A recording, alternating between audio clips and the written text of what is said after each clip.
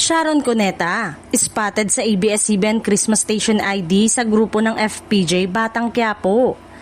Mainit na usapan ngayon sa social media ang paglabas ni megastar Sharon Cuneta sa bagong ABS-CBN Christmas Station ID para sa 2025.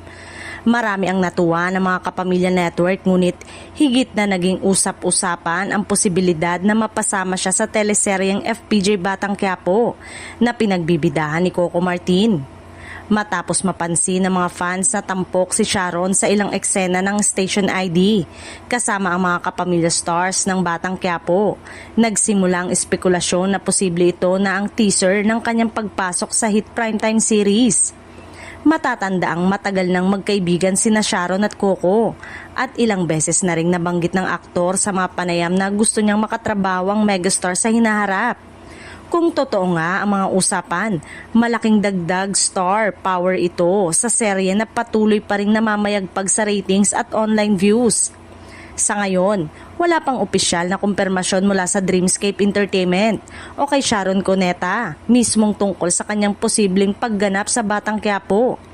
Gayunpaman, base sa mga nakaraang pattern ng network, kadalasan ay may kasunod na proyekto ang mga artistang tampok sa Station ID, kaya marami ang naniniwalang hindi malayong maging parte siya ng palabas.